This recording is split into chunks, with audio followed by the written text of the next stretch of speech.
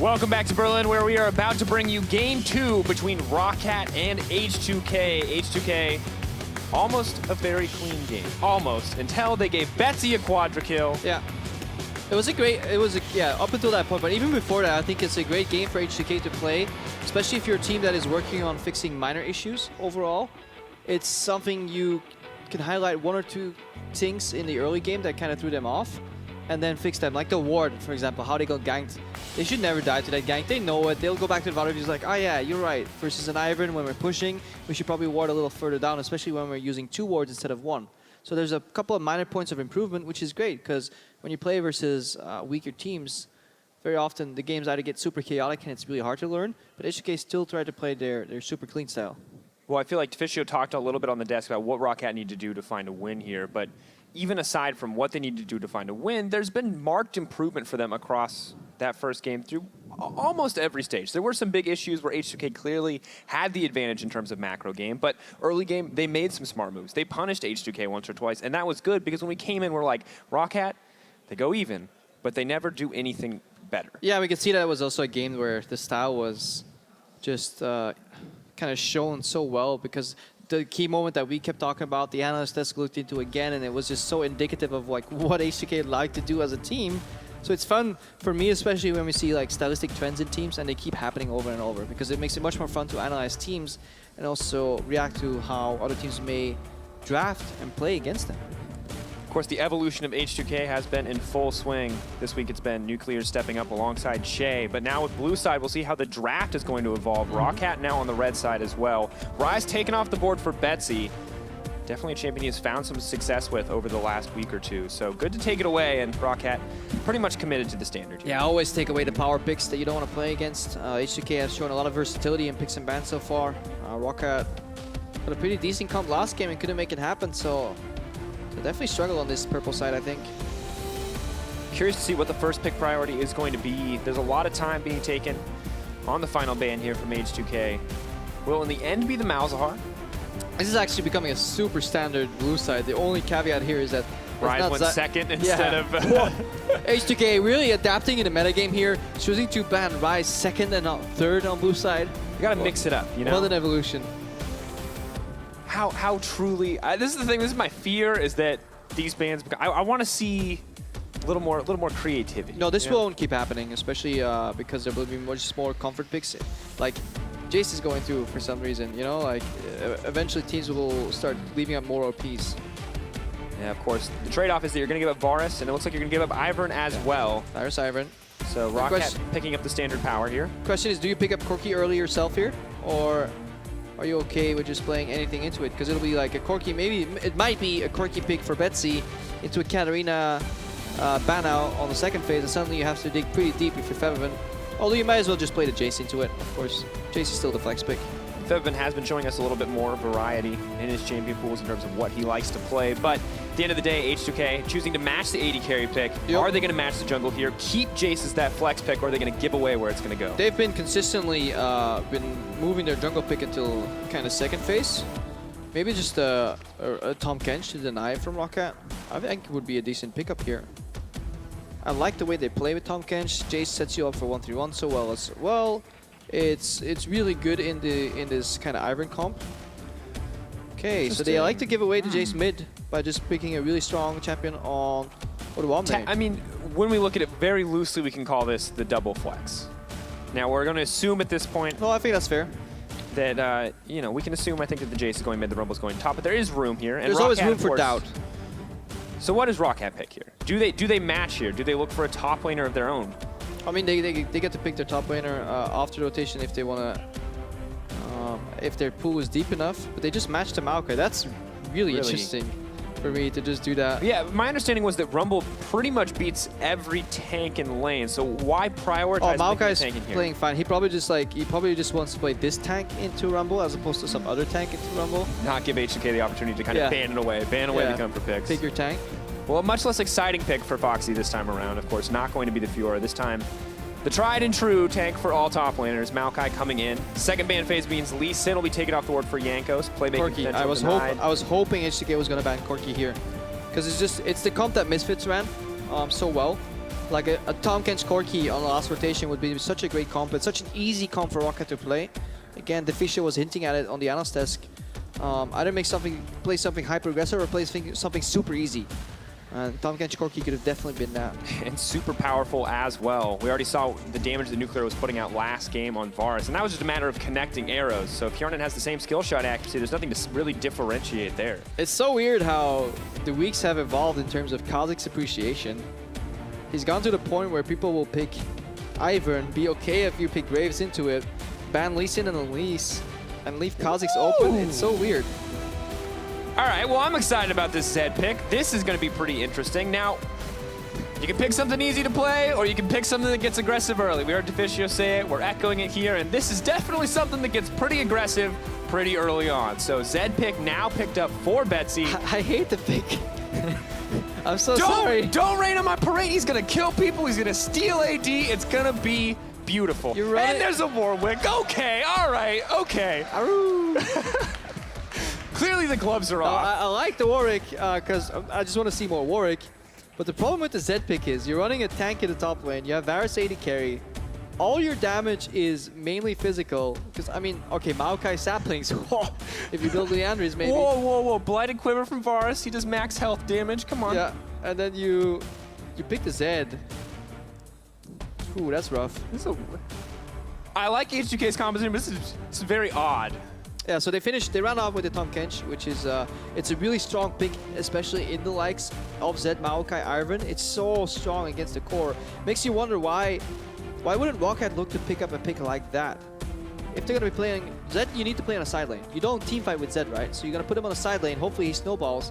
Then why would you leave the one pick that can teleport from lane to lane and that Shay has shown to be an absolute master on to H2K? Why would you not early rotation it and then pick your Zed later? It's not like H2K is going to lock in Zed. Not only that, I mean, you what do you have to deny the Zed death mark? Well, how about a Tom Kench? Yes, exactly. You can shut it down immediately. Not only can he roam over, bring more members to shut the Zed down, he can just take that member away that you're trying to kill. But once again, I mean, if the Zed gets ahead, none of that really feels like it matters. Zed. All right, we're getting a note here from production. Apparently, Deficio is putting a lot of karma points on the fact that it'll be top Warwick. We don't necessarily agree, but we have 9 seconds remaining for the magic switcheroo. I seriously wouldn't see it coming. But on the level of jungle, I think Rumble jungle is quite similar to Warwick jungle. It doesn't happen. Deficio is wrong. We have an interesting draft. The day couldn't start any better for me. This is what I wanted to see, you know? I'll be honest, I love weird stuff. Like, I can't call this like, ooh, great drafting, because I'm really just excited about the Zed. I'm excited about the Warwick. And I really want to see how Jankos plays this champion in particular. We've seen Cersei pick it up on the Unicorns of Love, and I really want to know what Jankos' take is on it overall. Yeah, the one defense for the Lulu pick in the end over Tom Kench is obviously to get more pressure. Again, that's what we were talking about as well. If you need a snowball against a better team, pushing lanes is a great start. Definitely. If you want to do more than just watch these teams push lanes, if you want to give them your support, head on over to Twitter. @ LOL Esports, hashtag ROC win, hashtag H2K win. So, depends on where your loyalty lies, but this is it, ladies and gentlemen. It's game 2. Can ROCCAT bring it back? Can they make this a series? Is this going to be the day of upsets? All questions will be answered here. There's a guy literally howling in the crowd. Also a big Warwick fan. I'm digging it. I love it. So every Warwick has a different thing sticking out of his back. So the main one is like the chemical thing, and I guess this guy's got ice. Great. I'm curious. How do you know this is? I love your play-by-play commentary. He has. No, this is my color commentary. He's he has blue. A thing. See? He's ice. It's ice. Warwick. The other guy has a sword. One of them Really? has a sword coming out of his back. I think that's sick. I've barely seen any Warwicks because his damage falls off so hard later on. He gets. I've heard he's like the king of low elo, and by heard I mean he's beaten me in a lot of games, and I am in fact the low elo. So empirical evidence suggests that Warwick actually has an insanely high win rate. So does anything which is played on the opposing team that I'm in. Ooh. All right, the standard ward again, a little later this time on red buff, just get some information. See if Maxwell wants to go for a more aggressive invade this time around, or if he remains with sort of the fast clear start that we've very consistently seen. I feel like Warwick's clear is slower than Graves for sure, so this is definitely an opportunity where Maxley could end up on a Crux steal. And they have pushing bot lane as well. So I think that's the style they're going for. They want to open up. Maybe they're combating some of the trends that H2K have highlighted. Some of the symptoms of the H2K disease, which is always ending up with first turret. So ROCCAT fighting that. Disease. Yeah, it's a great disease to have. Fighting the bot lane push themselves really hard with the winning push lane. And then obviously if you group with Ivern, Varus Lulu is a great poke composition to get that first turret. And then you can put Zed on that lane and you can play from mid. Oh, you see the pings coming out on the buff. Oh, he's strolling over. See how they play. He wants to steal this one away. This is Ivern. He sets up his camps and then he casually strolls into the enemy jungle. It's all kind of a mind game. I think probably comfortable to know that he can make it out if Warwick does try to stick onto him. No flash on Jankos. So H2K just did a blue ping on blue buff, knowing that Ivern started there, and Jankos is going to go for the counter invade. Because he knows he can't for sure know that his red is gone, but he knows that Ivern probably used smite on blue if he starts on blue, which means he should be able to contest there. Otherwise, he can fight a level 1 Ivern. I like this. Definitely has the strength. Once he gets him below 50%, we'll be able to chase him down. We'll get the attack speed steroid as well. It's a good choice by Jankos. Very different pace here coming in on the bottom side of the map, though. Now that the melee support is in the picture, ROCCAT very comfortable to take control in this early laning phase. And now the question for me is, what are they going to do with it? Because we saw what H2K could do. I mean, push poke until Ivern's level 6, group up with Daisy. That is the play pattern you would expect. Jankos playing in the brush here. Nice reveal from Maxor. Always check what's going on. Pulling back. Of course, smite is available. Jankos. Yep. Just making him take more damage before he smites, obviously. Maxor back on his side. Although Amna obviously had the liberty to push the entire time, because when your jungler is literally shadowing the opposing jungler in his jungle, also Maxor just used smite, so Jankos knows that he can just walk in here. Caught in the brush. Not going to see anything aggressive here. Jaws of the Beast is good, but can't afford to dive to the towers this early. That's a bold move. I mean, Warwick has insane damage and insane sustain. Can't afford to get kill too him. low, Slap though. him, Maxor. Oh, going in. Can't turn this, though. Is going to get the fear off. Odoamne's over the wall. Are they going to flash for it? Oh, Nice flash. go in. Ooh, not going to get it with the Jaws of the Beast. Doesn't follow in the end. Jankos is in trouble, running for his life. That was really messy. Someone like Odoamne flashed into a wall, and Faxi was AFK for some reason. That was very peculiar, to say the least. I love Warwick. This is great. This Keep is not fighting. Warwick. This is just borderline disrespect. The enemy jungler is right in a brush above you, and you start Krugs if you're Jankos. Obviously, he knows Ivern has really low dueling strength, but maybe a little bit too confident there in the 2v2 matchup, but more than that, you're never going to get the 2v2 matchup. It's going to be a 3v2. There's a tower a foot or two away from you. I mean, obviously, what you could argue is that if you make it a 2v2 matchup and Faxi is supposed to be farming, what you're winning is CS denial. So obviously something you should factor in. Well, right now, the CS is very heavily in the favor of Odoamne. Yeah, Maxwell has to catch up, so Odoamne can just keep playing, burn the trees down. Oh.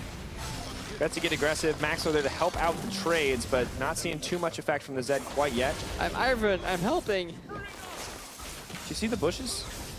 Anything could be in that bush. Yeah, it's actually not that great of a matchup, Zed into like Jace early, I feel. It's okay, but definitely not the greatest counter pick to lock yourself into a full physical comp.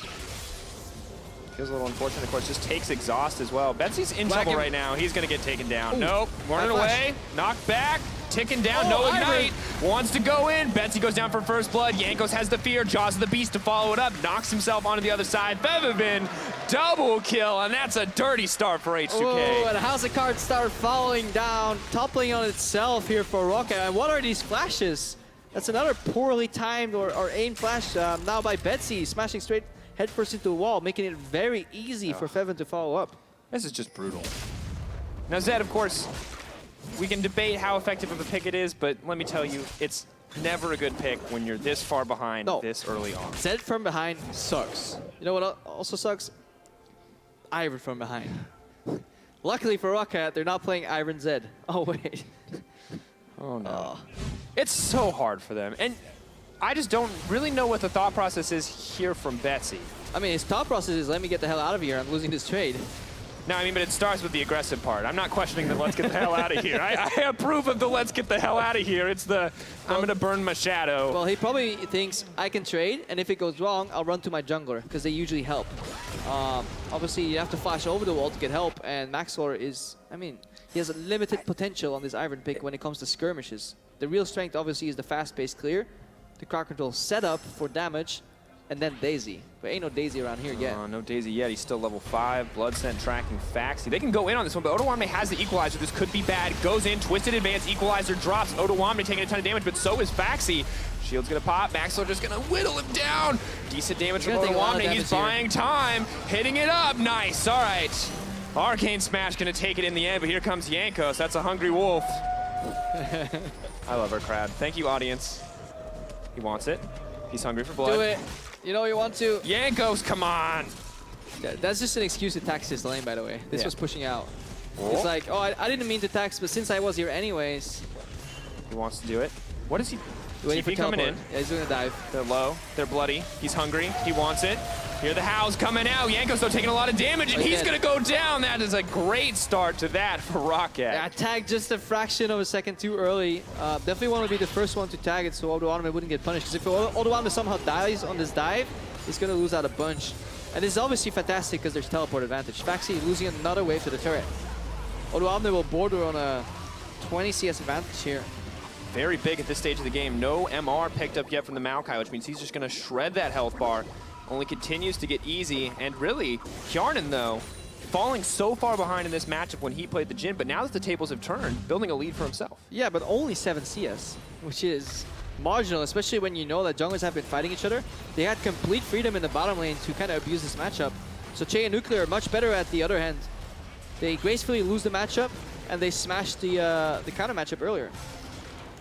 Definitely kind of what we're now coming to expect from Shay and Nuclear, and maybe Hjarnan finding small advantages, good start, but not at all I wonder what if they this want. call was made in advance. Like, yeah, I have teleport in 12 seconds.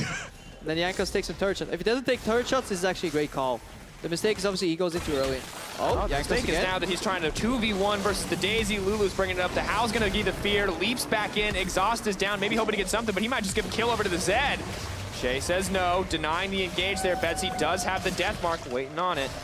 Damn, Che, being the hero, that looked so bad for a second. Now Nuclear needs to flash. Nuclear, there's no Devour there, but the exhaust goes in. Betsy snaps back. Keep your eyes on the shadow. Where's it going to throw? Not going to throw anything out. Smite goes down. Nothing is happening. Was Hjarnan here the entire time? Now Adidas a flash. 1 shot, 2 shot. For the third, looking for the fourth. Not going to find it. Wave is cleared. All right, that was obviously came out of replay, so we don't know what happened before. But it looked like Hjarnan ultied very late right there. We need to see if he could have used it any earlier right there. But what a great save from Che, flashing in with the Devour. Crucial, stopping another snowball attempt from ROCCAT. Jankos back to full health already running face first into the enemy jungle. I love this pick. Trying to make things happen, maybe looking for an opportunity. Betsy has to be safe, has no tools left at his disposal for safety, and sniffing him out. Hungry for a little something. Primal Howl not going to connect. It is a great rework though. You really feel... Okay, so I wasn't scared. I was like, this is silly. People are complaining that this is like a thing and it's irritating. And then when Warwick chain ganks your lane at level 2 without going back to his jungle, you learn to be scared of Warwick. All right, let's track this again. Feverin, coming into the week, one of our narratives was, man, Feverin farms so well. He was up around 7 or 8 CS at 10 minutes. Then he played against G2 and his CS stats overall dropped to 3. So we're like, nah, we're not running the stat anymore. Jankos is stealing away rep up here. But right now, he's up again. We're approaching 10 minutes. He's up 12 CS. He was up 10 earlier, so definitely winning lane consistently, rather. I mean, good to see from him, too. Big question marks as to how he would perform. Now, put into a matchup that is very risky. You make a single mistake, Zed finds a lead, things go south, but coming out on top despite everything else, and even in items for now, but happy to have the 2 kills, and most assuredly has enough there's for that still 2 Youngers. Dorans in there. Don't forget them. They're very strong very early on. We just keep watching Jankos. Yeah, it's very satisfying. He's so hungry. Oh, nice engage. Leaps over the wall. That's going to be the ultimate. He's going to get feared up. Max Lord, no opportunity. Daisy can't even protect. Foxy's in trouble now. Yeah, Warwick's he's on in the way trouble. up. Warwick's going. Jankos is so fast. Oh, no, Foxy. That's the double kill. That's the Warwick. He's having fun. Yeah, now it all starts falling down for ROCCAT right now. They had a moment where it was possible. This is obviously the other side of the coin. If you do take risky drafts and you rely on snowballing, when you fail hard. There's a lot of momentum swinging both upwards and downwards. Not where you want to be. Oh, deadly flourish. Can leap out, but the curtain call's still up. He's gonna have to dodge more than just one opponent. Deathmark's there. He can use it to try to dodge a shot. Warwick comes in. I love diving in ahead of gym players. It's actually a not so familiar dodge pattern. Most of the time you, I don't know, it's too in-depth, never mind. But especially if you consider that there's somebody in front of him dealing damage, to juke inward 3 times is actually quite surprisingly. That's just brutal to watch. Yeah, and again, it's Maxor attempting to catch Featherman. This is disrespect. You can't do this. When you see enemy mid, when you know you've lost control, and you see enemy mid walk into your jungle, and your mid laner isn't right next to him, you can't expect him to be face-checking you. You have to think, I wonder why this Jace is walking to my jungle blind. Perhaps it is because he's not blind after all. Maybe somebody else is near, like a character that can jump 2,000 range and stun me. Well, he is. So it's those little things that you can deduce, but you need to play with respect for your opponents. And it's unfortunate too, trying to find an advantage and just loses one in the end. Things not looking good for ROCCAT. They were so close, they were so even until 15 minutes in the last game, and it's 12 minutes this time around, and they're already 3K behind. Yeah. Farm heavily in favor of Yarnan on the bottom side of the map, and that's good. That's what we like to see, but the kills all too much in the favor of H2K, as well as that tower first blood. Things looking difficult for now. Of course, Infernal Drake on the table means both teams should be ready to contest this one. Yeah, but really good objective setup in this comp. Like, Rumble is like the old school first dragon, let's fight champion. Get level 6, get equalizer. And again, this first turret is falling, or second turret already, is falling so early here in the mid lane. Feven always seems to have turret pressure over his opponents. Obviously, it helps because Betsy made a mistake, but still, he actively looks to chip that turret down. And he doesn't die that much in comparison. And once again, it's a story of small advantages turning into larger ones over the course of the game. You don't think that 200, 300 damage to a tower is going to matter, but suddenly it turns into a 1K gold advantage. And now Jankos happy to take this dragon. Pretty fast clear now that he's there to back up. Now it is below 50% health. The attack speed skyrockets. And Bet's going to be in trouble now. Deadly Flourish still connects. Curtain Call goes out. Once you're tagged, it's a lot harder to juke. Oh, before. Oh, that connects. There's no way he's making it out. Warwick is too fast. Well, that's just cheating at this point. I mean, Warwick isn't faster than, I'm going to say a bullet that's like an energy ball, but a bullet. That's the good news. But Betsy right now, last game he wasn't with his team at all when they were dying. Now he's the one being picked off on the side lane, so it's a very rough day for ROCCAT. Yeah. I mean, Betsy had the rise. Maybe that's a pick he's much more comfortable on. Once again, the Zed really feels like a gamble when we see it come out. I've not been a fan of Zed picks so far. I feel like they've always been much better picks available whenever he has been picked, and he's always been played kind of subpar too. I mean, it's another one of those picks it's hyped to watch. Yes, it can get a lead, but why gamble on it? Look at the setup right now. You can poke if you're around there, because you can even risk being under turret, because you know you have Tom Kench next to you. Daisy comes out. I like the respect flash here from Che. Just clean, calm and collected. Set up from H2K here. Poke, poke, poke, and then punish. Now Betsy looking for more. Jankos. The slow speed up on the Ghost. Oh. Ghost is more of a diesel these days.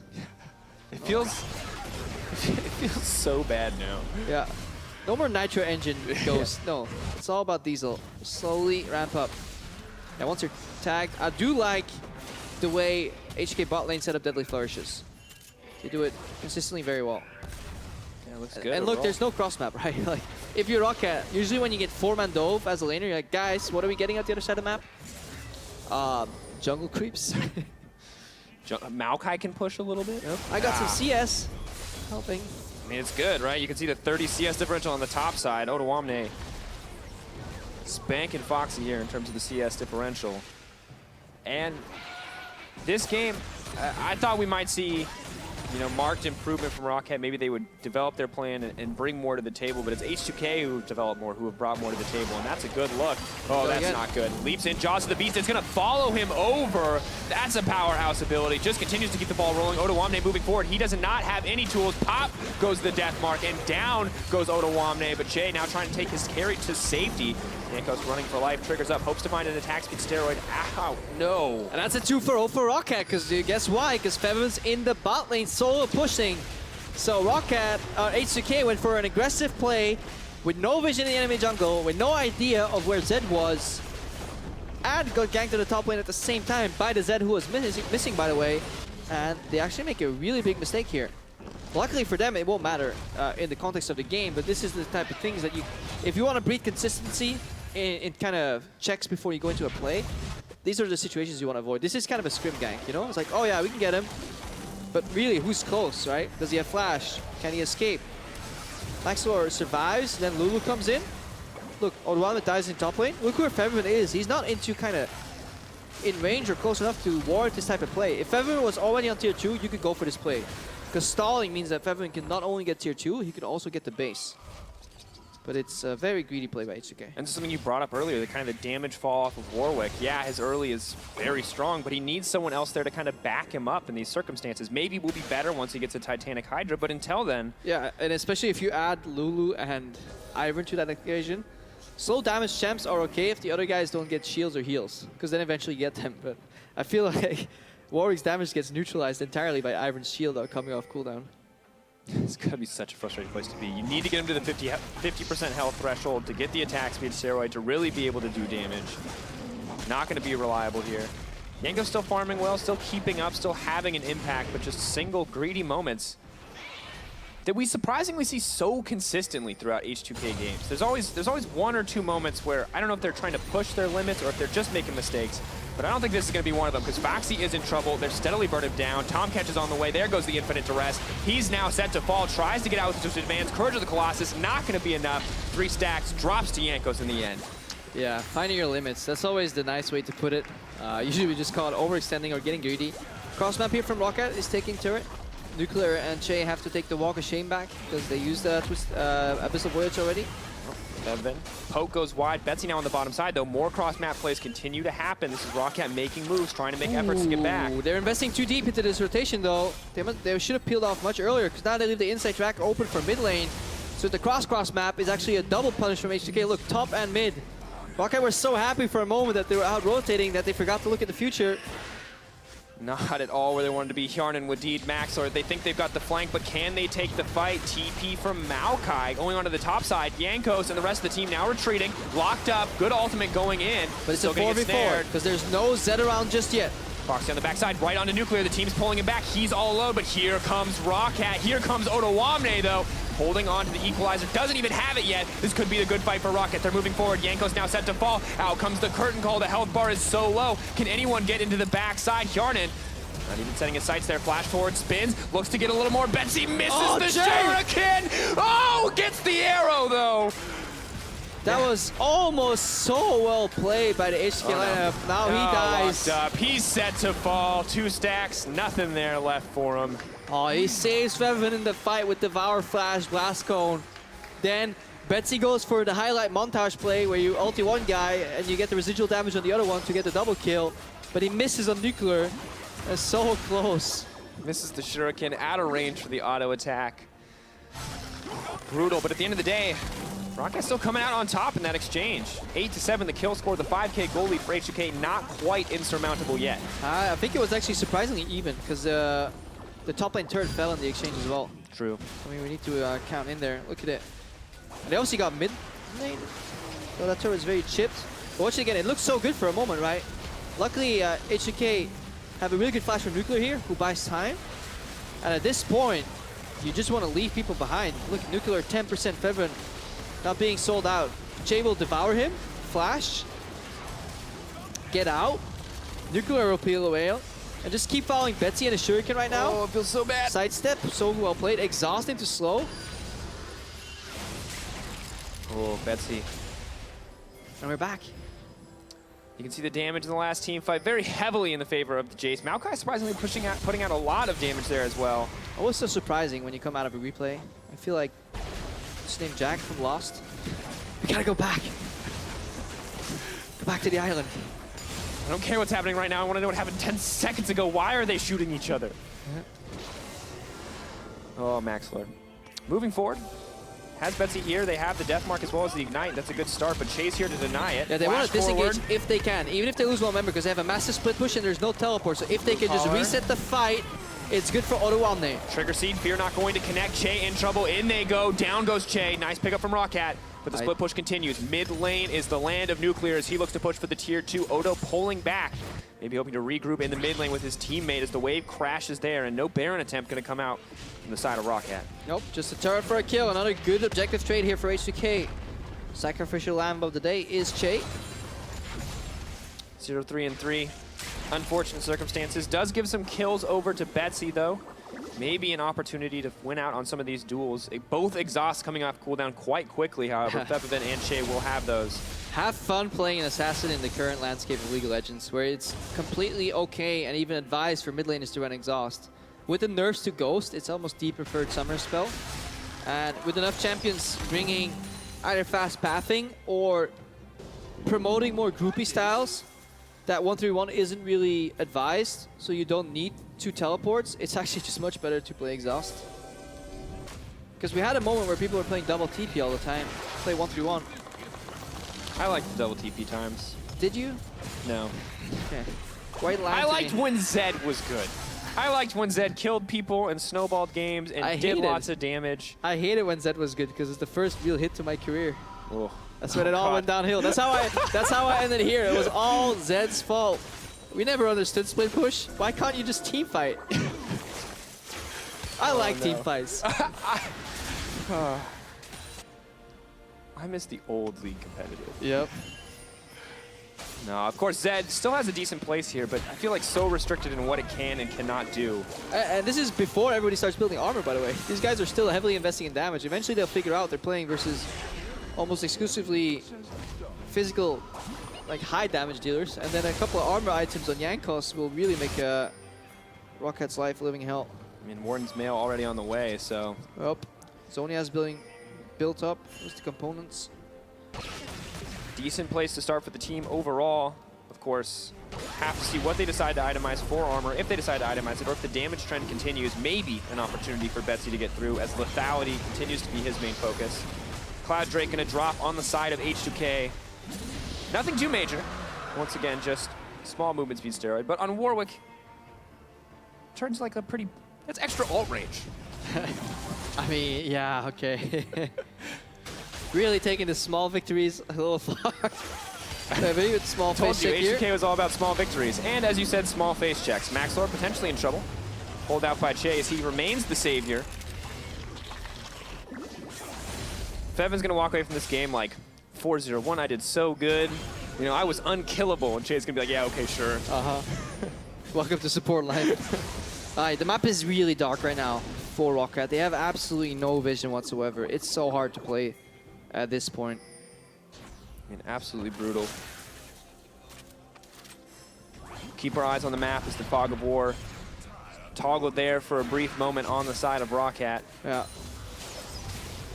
Because this is the moment where H2K could at any point disappear. We're actually going to follow ROCCAT for a bit longer and just highlight just how hard it is to play, right? Because we always say big map, and it is so dark. Well, it is literally this dark. No, they don't know that H2K just base. They don't know that some guy might be shopping and building up another item right now. Che's right now in base, but he could also be in the brush next to Baron. There could be 3 people there. Luckily, they spot Yankos right now on the minimap and the little Jace right there, but that's the only information that they have. Look, it's so hard. So they always have to group from mid. Now they're out of wards. Wadid has no more wards, and now ROCCAT is thinking, well, they could be doing Baron. Or not, or we don't know. And then they're like, whew, Fevin's topside. Okay, good for a moment. Let's just breathe. Okay, we saw Che clear the ward. We have like 30 seconds, and then you have to guess again. And that is just how hard it is to play from behind with no vision. And that's why even small gold leads eventually leave you locked out of the map. It's good to bring up, too, because I feel like it's so easy for us with, you know, with the God mode view to kind of forget. Yeah. Again, it's also dark. They have 1 ward in the pit right now, which obviously helps. That's the one they need to keep. So there needs to be a control ward there from H2K. It's also really good if you use this perspective, if you're H2K in a replay, to find out, okay, what did we leave them? Those 2 wards, while they don't really too much, the single ward in Baron Pit just means everything. And ROCCAT want to use the time of that ward being up to build the vision again in their jungle, because they know they can invest vision in their jungle because they don't need to run to Baron just yet. So it's a constant vision struggle. I mean, the second that ward drops, though, it means they have to move into the river, that they have to check this. Maxwell moving forward here, getting aggressive onto Che. Root Caller going to lock him up. 2 stacks, 3. Going to find only 1 target knocked up. Ult goes wide, but Betsy's on the backside looking for control. Misses both shurikens and still gets the shutdown in the end. Knock up onto Che. It's a good start for ROCCAT. They're pulling off in the fight. The vision battle may be hard, but the mechanics are coming in clean. And this technically goes all back to that one little blue ward that they had in the pit. It bought them enough time to breathe and kind of set up and fight for vision, and then they knew they had to pull the trigger, and they find H2K caught off guard. And now they may actually go for a panic Baron. Che and Febvin knocked down. Death timer's ticking down, 20 seconds left. ROCCAT going to pull off the gas here, though, not looking to take any risks. And Betsy going to continue the split push, look to even out the gold. Now we're back to normal. Look at it, so much more vision on the map. We don't need to go full dark mode to indicate that ROCCAT is comfortable right now. They have an easy reset. They're still down, but they're only 3,000 gold all of a sudden. And H2K kind of hitting himself in the head because this was a very, on paper, doable Baron bait. They just never checked all the boxes where you have to have control wards up constantly. Let's see, Betsy just finds Febvin clearing a ward. And I mean, this is so good too because you can see Che now forced to move down to avoid his inevitable death. And Betsy waited until the exhaust was off, so he got the full benefit of his ulti. Honestly, really smart play from ROCCAT. They take Che away, the main denial tool. They wait for the exhaust to fall off, and this is either great communication in that instance or... And he knows, because H2K's main goal here was get river vision. But there's a distinct pattern that you have to follow, that it goes mid-push into vision, into fixed side lane safely if you have to, but then people need to lean over. Now Chase fighting.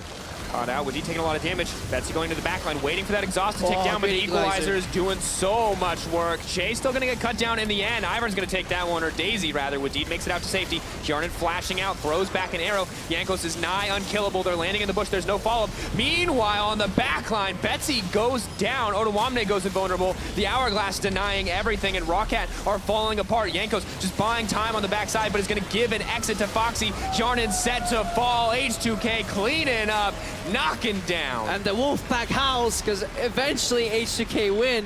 It was more of a struggle than necessary, and I think there was actually a great Zonias from Ottawamne that prevented Betsy from going for that kill, because Betsy's ultimate is on cooldown and he died right about the time that we heard Ottawamne get out of Zonia. So I think that's exactly what happened in the backline there.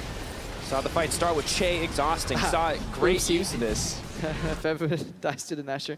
Watch this again. So it looks like a decent fight here. Ottawamne, Jankos very far in your minimap. They only get into fight right now. Keep tracking the Maokai on the minimap as well. Really big loop around here for Faxi. Now he will eventually get into the fight while Jankos is kind of zoning in the front. Should Betsy and Faxi have gone for Febvin? I think the likely answer is yes, because this Zonias right here is what wins the fight for H2K.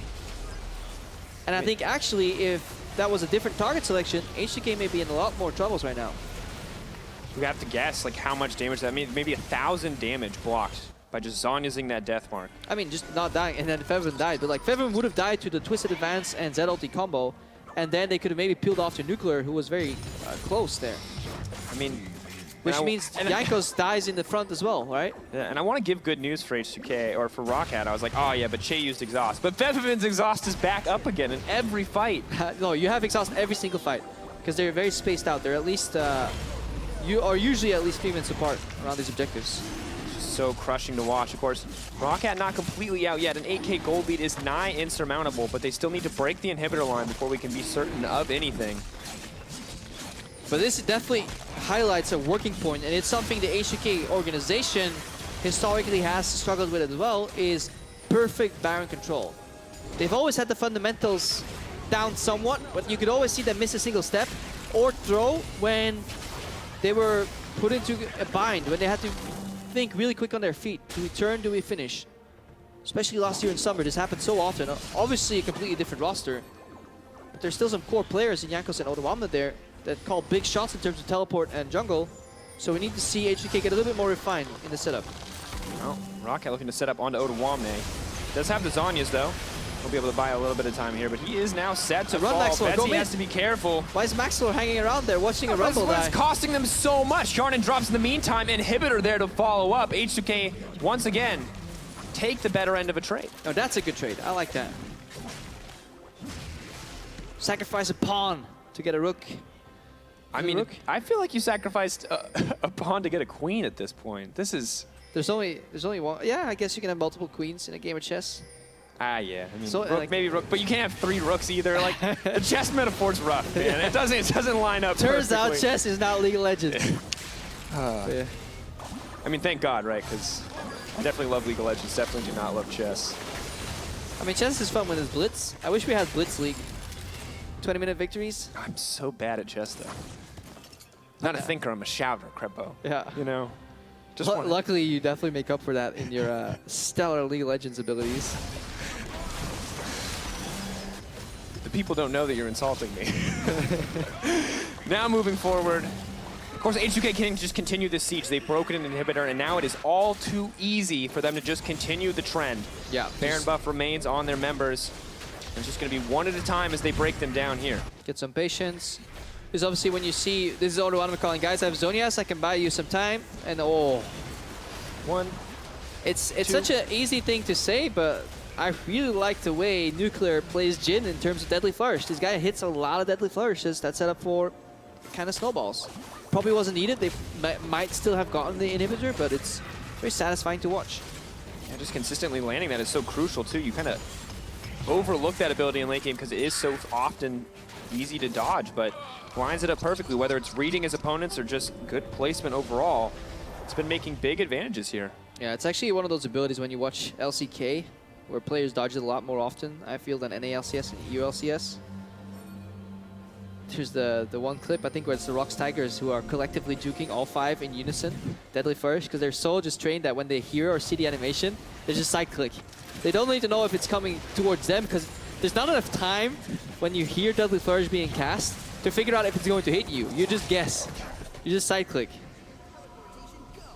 You know, we need to see That's that what I more want to often. see. That's what I want to see. I want to see 5-man juking from ROCCAT. I want to see that level of synergy. Haven't seen it yet. I'd like to see one-man juking from ROCCAT. Oh, That's a little harsh. They've been playing a lot better than expected. Yeah, I think putting up a decent fight in 1 or 2 instances. Kill score, of course, remains relatively the same, but H2K, kind of as we've pegged them, remain the king of objectives. Every time you're taking a kill, they may be getting one back, they may not be, but they're definitely getting an objective in exchange. Only looking cleaner and cleaner as we move forward. And this is just a terrifying spot to be. I mean, Rumble is 1-3-8, but that's a Death Cap, Void Staff, Leandry's Torment Rumble. But I like that Faxi's at least trying to push out far, because he's very deep on the map right now, but so often teams would only neutralize bottom wave, but he's at least trying to set up a bit of a slow push there, so if they can hold top, they can get breathing room when next Nashor spawns. It's very important. Flourish. Tower now set to fall, Daisy being brought up, Foxy looking for the flank. Jankos is rooted. Now trying to save the life, pulling back, Foxy goes in, flash twist in Foxy. advance, knocking up a couple members, Equalizer to deny the engage, Betsy can't find a way in, Jankos pulling back, Deadly Flourish to land to follow up, still Maokai moving forward, he is unkillable, Otawamne left alone on the front line, Deathmark comes out, Betsy wants to get one, Exhaust drops, H2K trading back and forth in the fight, the arrow flashes out, but he still gets Che in the end. Deadly Flourish to try to look for an escape, the arrows just keep on coming, is it enough range? Oh! It's not long enough. Happens. To the best of us. To the best of us. What a flank though from Faxi. Holy moly. Somebody stuck in a ward. Whose ward was that? That was so well played. Let's see. Oh, it's just timed out. Gotta go back. Gotta go back. Because you can see who places wards if you hover over them. It obviously was Deed placing a beautiful ward there. What a flank from Faxi. He solo kept 4 people busy for so long. And then obviously Guardian Angel. Watch it again. And this is communication, because he TP's in. Obviously went for the slow push.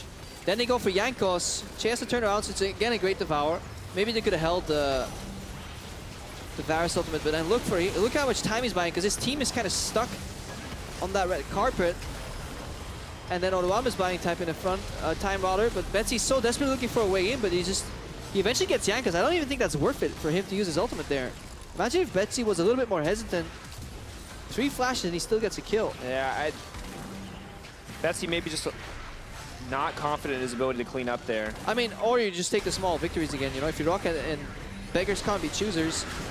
Oh, trying to find an engage. Yanko's going to be the one that they Deja go vu. into. Che locked up. Equalizer lands only on Hjarnan though. Betsy can find a way into the team fight, but the curtain call is limiting the entry. 1 member drops. Otawamne No Zodiac. now set to fall. Betsy moving forward, trying to find a little bit more. Jankos moves in. That's a lot of healing. They're going to try to burn him down quick. Deathmark's ticking down on him. Che, he's in the belly. Is he still going to pop?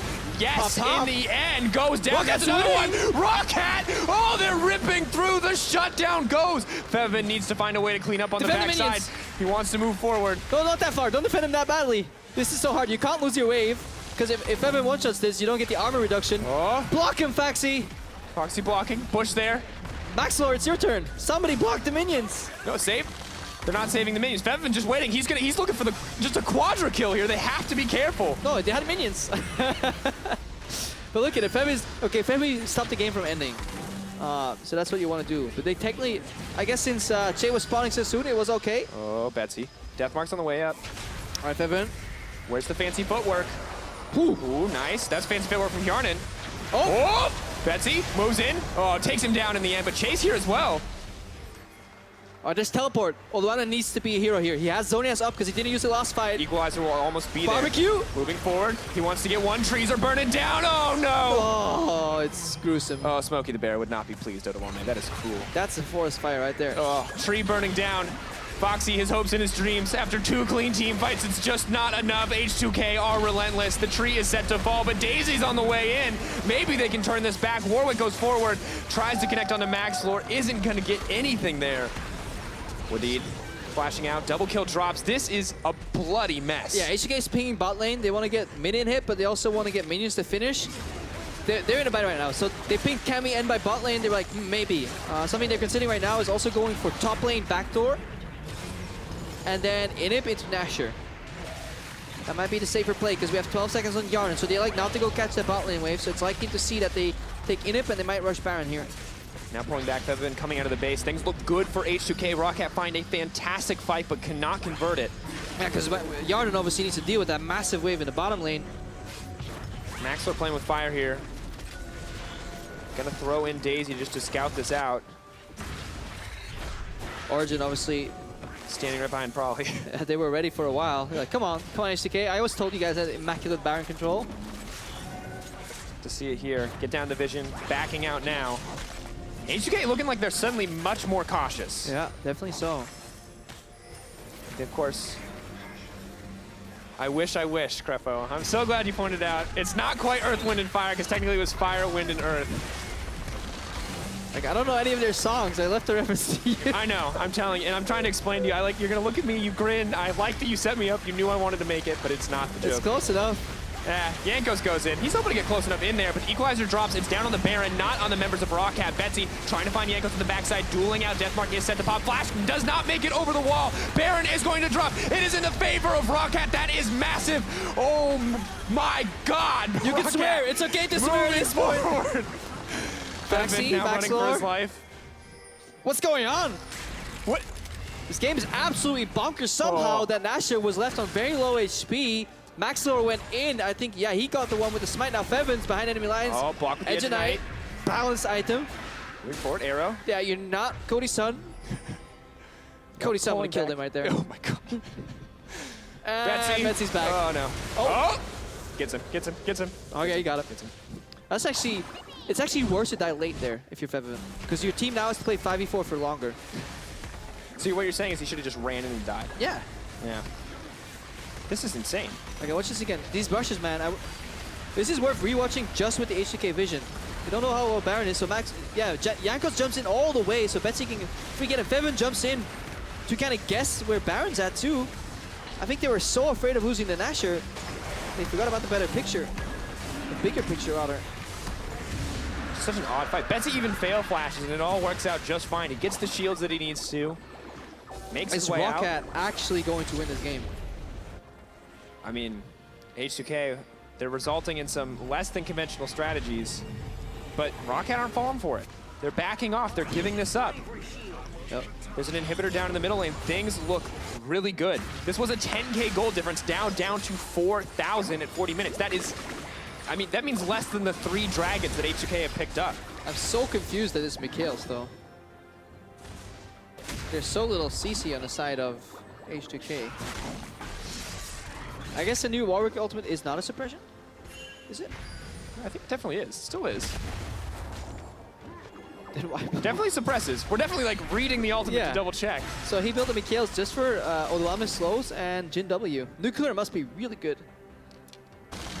So I feel like there are better items available. I guess it's just to get more heal and shield power. Just for Lulu in general. Redemption, meh. Redemption, yeah. Meh, Likes that item. Too many people build Redemption. Yeah. Gotta mix it up. Mikhail's. Got a the new challenge convention. It's that new. All right, ROCCAT I mean, this is the thing. They have everything at their disposal. And if ROCCAT want to make a new name for themselves, if they want to show us that they're more than the bottom team, but this is the chance to do it. They have limited amount of Baron Nashor time left on the minions. They're pushing into super creeps everywhere, so it's actually quite neutral to push. And they're playing versus Jace. Really good wave clear here. So they're setting up Daisy right now. And it's so hard to dive, because diving onto a Rumble is a much different scenario. Daisy's down. Forward. Foxy moving forward. Tower still burning down, but 3 members hit by the Equalizer. They're zoned out of the fight. Maxor still hitting the tower. They just want to get it. ROCCAT will break it down in the end. Foxy may be gaming his life, but ROCCAT are going to continue the fight. Betsy leaps forward on the root collar. GA pops. A brief moment. Foxy pulling back. ROCCAT, are they going to be happy with that? No, they're going to push for more. There's low health bars on H2K. Betsy is on the front line, and he is daring anyone to challenge him. Curtain call comes out. First shot, second shot, looking to find an opening. Third connects on the Foxy. Fourth going to be flashed away. That's a lot of damage on the Febby. That's really big, especially considering that Foxy's flash is coming up soon, and we saw the amount of, honestly, monstrous CC he could provide if he was allowed to teleport flash in. Right now it's just a teleport walk in. Not so fantastic. Yeah, just burns the flash. Oof. Of course, once again, ROCCAT making confident plays here. And yeah, Daisy setup is good. Maxor trying to get some aggro early. Really good equalizer again, you know, hitting 3-4 people from Odoamne, zoning them out. Yarnan and Wadid, Betsy, no agency in this fight. It's literally Foxy versus the world. Then Betsy presses auto attack once. Flashes out, no, shadows out as well. And again, if you have to lose those shadows defensively, you're losing so much power in the team fights. And I mean, the fight in the end, ROCCAT 3K difference, they're continuing to even up, they're continuing to push forward here. And it's also funny how it all really goes back to a single blue trinket that just bought ROCCAT enough time. Well, not all, maybe I'm exaggerating as a support here who really hates blue trinkets, but it goes back to the improper setup around the first Nashor. It just feels like when I cast with you that it's like a children's fable. You know, you're always trying to find the moral of the story. What is the heart here? The moral of the story is D-ward Baron Pit, buy control wards and do it properly or don't do it at all. Oh no, they definitely did it. Improperly or not, they definitely keep trying to do it. And they may be doing it soon as well. If you don't have anything nice to say, don't say anything at all. Oh, that's a good lesson. I'm sorry. If you don't have anything proper to do with Nashor control, don't do it at all. No, yeah, it's very hard to obviously do it very well. It requires a lot of teamwork. Well, when we look at this, we see 2 open inhibitors for both teams. One taken down in the favor of ROCCAT. And Baron is up in 1 minute and 43 seconds. This surely has to be kind of the pivotal moment in the game, right? Like this, everything has to come down to this one Baron. And ROCCAT, you would think, are in the driver's seat right now. There can be no doubt that they are in control of this game. They have control of the vision for the first time. They know what it's like playing from behind. All it's going to take is one clean setup, ROCCAT. One... Yeah, or make use backwards of the plants. Scrying Bloom. Yep. They know their jungle is no longer awarded. Yeah, they now confirmed that the team who hasn't been in their jungle for over 3 minutes does not have any wards in their jungle. Control wards, man. Confirmation. Blue wards never die. True, could be blue wards. This gold graph very accurately tells the story of this game. The explosion that was the favor of H2K, followed by questionable decisions there in the middle. Yep. Followed by good decisions, followed by very poor decisions. And the Great Depression at the very end. Yes. The realization of, has throwing gone too far? Just a few moments. There were those team fights where the exhausts were so well synced, the equalizers well landed, and it felt like H2K could not lose no matter what they did. And Fevin's poke's falling off right now. It's a lethality build, which has an inherent curve early and a fall off late, of course. Obviously, he switched to a defensive GA lost too, and then a BT, which is survival based. So his poke in itself isn't that great anymore. Obviously going to affect too, because we talk about Ivern scaling. He continues to be terrifying, continues to be frustrating to deal with. Those shields much more able to block out the vast majority of that poke damage. And look at the side lanes, because both of them seem to be pushing. Top maybe debatable. No, definitely, because it's open inhib. Pushing in favor of ROCCAT right now. Oh, double side lane push at Baron spawn. What you need to do is definitely not do Baron. Oh, they're doing Baron. Oh, setting it This up. is like the one way to throw. They're getting greedy. Can they make it work, Crepo? Can they make it work? TP's coming in. We've seen what the Maokai flanks can do. Foxy does not have flash yet, though. Daisy moving forward. Yanko's left all alone. Jay's trying to find a way into the back line. That's a great equalizer. That's a good start to the fight. They're backing up. They're still taking Baron damage. Wadid has to ult himself. Foxy is left alone. Oh, ROCCAT have thrown it all away. H2K popping off, clean in-house. Vevin says the poke damage may fall off, but I'm still more than happy to all in as Warwick is on the front lines. Max Lore is set to fall. A thundering blow. The jaws of the beast. It doesn't matter if they drew the game alive. because they had 2 pushing side lanes, they had complete vision control, and they start the goddamn Baron. Why would you do that, ROCCAT? Look, if you just waited until that, right now, your base is getting destroyed by minions in the top lane. You're losing your base to the bottom lane, and you're giving H2K the victory. Tom Kench, Abyssal Voyage. Oh no, Betsy, this is not what you want. Has to flash out the Deadly Flourish. Everything falling apart for ROCCAT. They finally find a lead. It is not enough. The gold lead once again, 6K in favor of H2K. They lost the Nexus turret in their own base right now, H2K, just to indicate how poorly timed that Nashor was. We have to stress it. This is 2 games in a row where they throw Betsy's locked up. No, that's not what you want. Not even a death mark out. H2K, it's anything but clean, but it's going to be the 2-0 in their favor. And I mean, yeah. Jankos hears the house for the first time. They did it. They did it with Warwick. Probably can be proud of his team here. Will probably how for the team? Probably will. Probably not how for the team. I love the aura that Probably exudes. It's like a person, you just don't want to disappoint him, right? It was like... Ooh. Oh, no. Guys, One Probably's tap. got Yeah, they only get 1 tap right now. Oh, 1 tap. 1 tap only.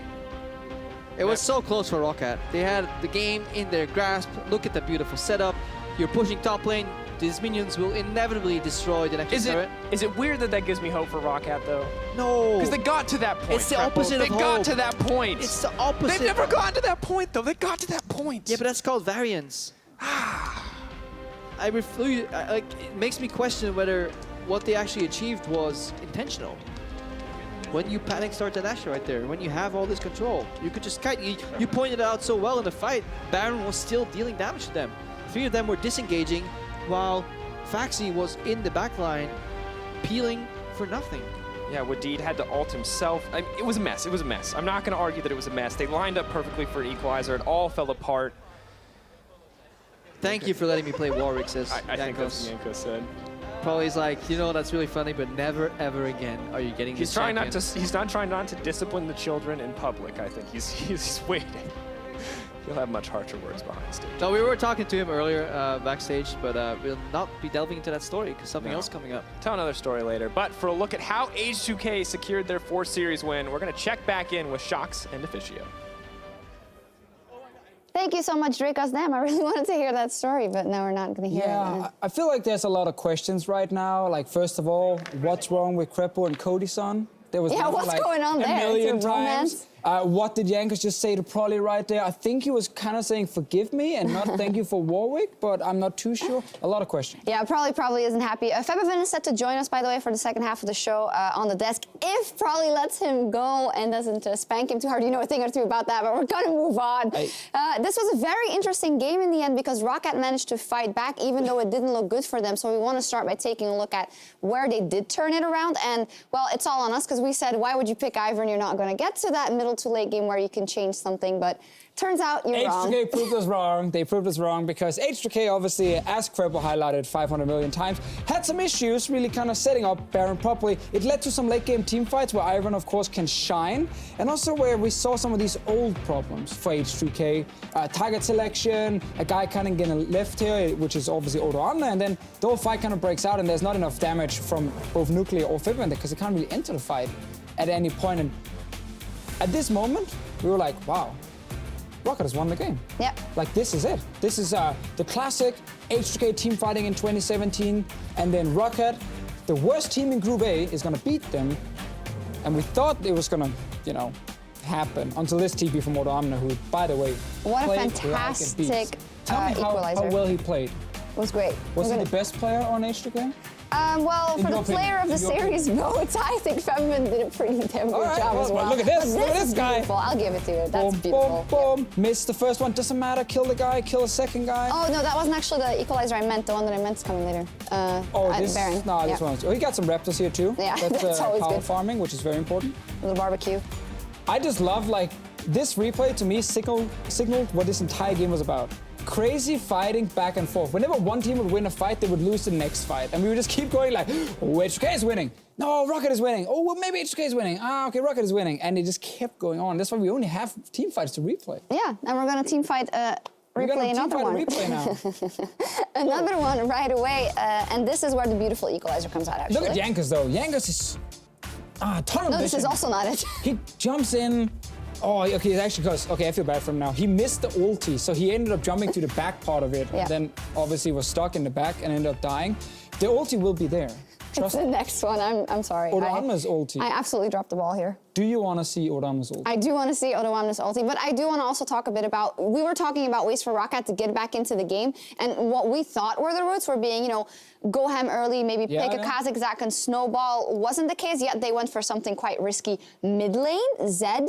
And I hated it. They also actually didn't But do it that actually, much. yeah, it didn't do that much for the first, like, what, 25, 30 minutes, but Betsy actually found openings, which is very impressive. A lot of credit to him for how he found openings in both fights, but also caught off like February a few times when they were kind of baiting around Baron. And I looked at this pick in the pick and ban phase. They just instantly locked it in the second pick phase. I'm like, oh, you don't even know what the last two picks are from H2K. Then, of course, Tam Kench comes in, makes it even harder to play Zed and so on. Yeah. I really didn't like it, but he actually managed to kind of pull off some pretty sick moves in fights. And also it just seems like H2K, again, really dropped the ball here, which is why it was such a close game, and they needed this last final team fight with Odoamne's. Beautiful equalizer. Go. I promised it, and now it is there.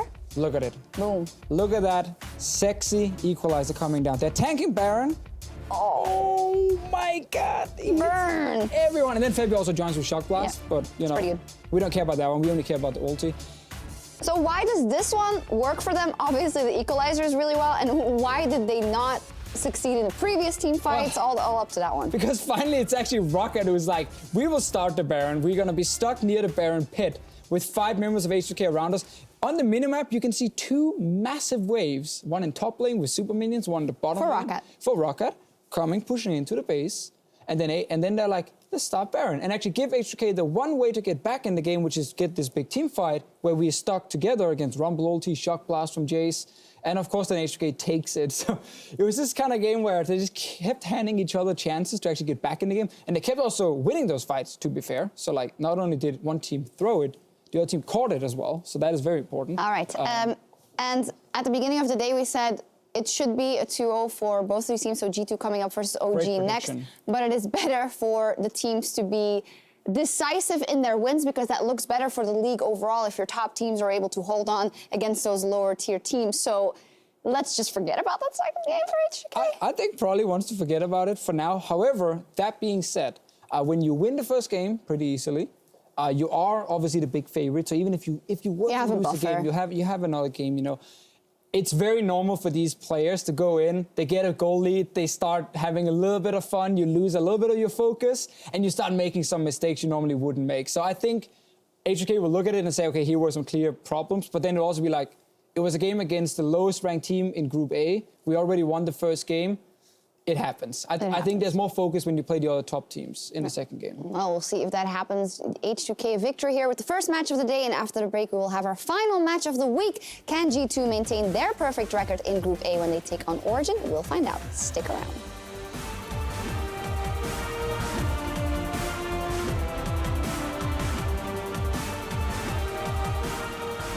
He's in trouble right now. He's going to get taken down. Nope. Running away. Knocked back. Ticking down. No ignite.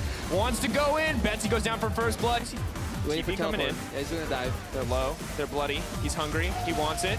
Hear the howls coming out. Jankos, though, taking a lot of damage, and he's going to go down. That is a great start to that for ROCCAT. He's in trouble now. Yeah, Warwick's he's on in the way trouble. up. is going. Jankos is so fast! Oh no, Foxy, that's the double kill. That's the Warwick. Going to find only one target knocked up. Alt goes wide, but Betsy's on the backside Yeah, looking for look the at duel. Featherman. Misses both shurikens and still gets the shutdown in the end. ROCCAT are falling apart. Jankos just buying time on the backside, but is going to give an exit to Foxy. Jarnan set to fall. H2K cleaning up, knocking down. This is 2 games in a row where they go Betsy's away. locked up. No, that's not what you want. Not even a death mark out. H2K. It's anything but clean, but it's going to be the 2-0 in their favor.